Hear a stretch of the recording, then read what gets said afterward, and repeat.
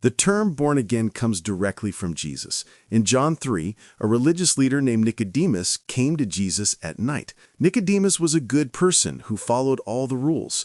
But Jesus told him in John 3:3, "Most assuredly, I say to you, unless one is born again, he cannot see the kingdom of God." Nicodemus was confused and asked how someone could be born a second time. Jesus wasn't talking about physical birth, he was talking about spiritual birth.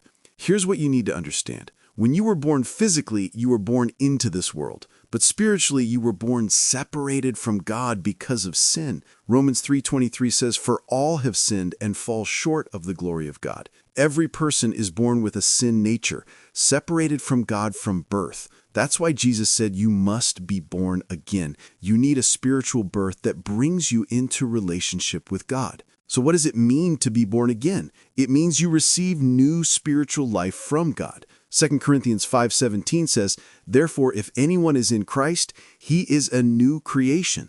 Old things have passed away. Behold, all things have become new." When you're born again, you become a new creation. God gives you new spiritual life that wasn't there before. Now, here's what most people misunderstand. Many think they're born again because they go to church, because they're good people, or because they believe Jesus existed. But none of those things make you born again. You can go to church your entire life and never be born again. You can be a moral person and not be born again. So what actually gets you born again? Romans 10:9 is very clear. If you confess with your mouth the Lord Jesus and believe in your heart that God raised him from the dead, you will be saved. There are two parts. First, confess with your mouth that Jesus is Lord. Second, believe in your heart that God raised him from the dead. Confessing that Jesus is Lord means you're acknowledging that Jesus is God, that he has authority over your life, and that you're surrendering control to him. You're declaring Jesus is Lord, he is God, he is my Savior and my King. This isn't just mental agreement. You actually speak it out loud. Romans 10:10 says, "For with the heart one believes unto righteousness, and with the mouth confession is made to salvation." Your mouth matters. The second part is believing that God raised Jesus from the dead. This is essential. Jesus didn't just die on the cross, he rose from the dead 3 days later. 1 Corinthians 15:17 says, "And if Christ is not risen, your faith is futile, you are still in your sins." The resurrection proves Jesus is who he said he was, conquered death, gives us eternal life. Here's why both parts matter. Jesus' death on the cross paid the price for your sins. 1 Peter 2:24 says, "He himself bore our sins in his own body on the tree." The cross is where your sins were forgiven. But forgiveness alone doesn't give you new life. The resurrection is what births you into new life. 1 Peter 1:3 says, "We are begotten again to a living hope through the resurrection of Jesus Christ from the dead." You're born again through resurrection, not just death. Jesus' death removes your sin. Jesus' resurrection gives you new life. Both are necessary. That's why Romans 10:9 includes both. Confess Jesus is Lord and believe God raised him from the dead. When you do both, you are saved. You are born again. So how do you actually do this?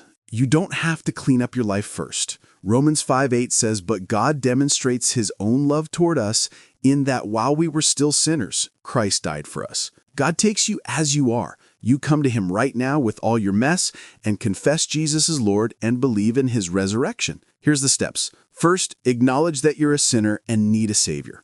Romans 3:23 says all have sinned. Admit to God that you've sinned and can't save yourself. Second, believe that Jesus died on the cross for your sins and God raised him from the dead. John 3:16 says, "For God so loved the world that he gave his only begotten Son, that whoever believes in him should not perish but have everlasting life." Third, confess Jesus as Lord of your life. You're surrendering control and saying, "Jesus, you're in charge now." Fourth, ask Jesus to save you. Romans 10:13 says, "For whoever calls on the name of the Lord shall be saved." Call on Jesus and ask him to save you, and he will. If you've never done this, you can do this right now. You don't need a church building. You can be born again right where you are. Let me lead you in a simple prayer. If you mean this from your heart, pray this with me out loud. Jesus, I confess that I'm a sinner. I've lived my life my own way, and I need you to save me. I believe you died on the cross for my sins. I believe God raised you from the dead. I confess you as Lord of my life. Jesus, save me. come into my life. Make me born again. I surrender everything to you. Thank you for forgiving me. Thank you for giving me new life. In Jesus' name, amen. If you just prayed that prayer and meant it, you are now born again. You are saved. You have eternal life. 1 John 5:13 says you can know that you have eternal life. It's not a maybe. You know because God's word says so. Here's what just happened.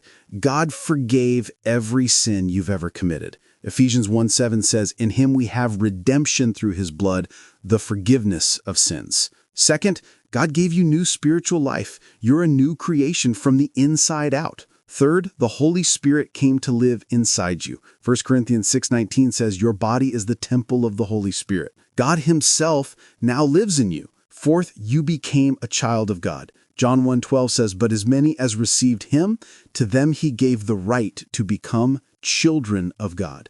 So what do you do now? First, tell someone. Romans 10:9 says, confess with your mouth. Tell a friend, tell family. Leave a comment on this video. Second, start reading the Bible. Start with the book of John. God's word will teach you how to live your new life. Third, find a church where the Bible is taught. Hebrews 10:25 says not to forsake assembling together. You need other believers. Fourth, talk to God every day through prayer. You have direct access to your Heavenly Father now. Being born again isn't complicated. It's not about being good enough or religious enough. It's about trusting in what Jesus did for you. His death paid for your sins. His resurrection gave you new life. When you confess him as Lord and believe in his resurrection, you are born again. You are saved. You have eternal life, and nothing can take that away from you. If you prayed that prayer today, welcome to the family of God. Drop a comment and let me know. And if you want more videos that help you grow in your new faith, subscribe to this channel. Your journey is just beginning. God bless you.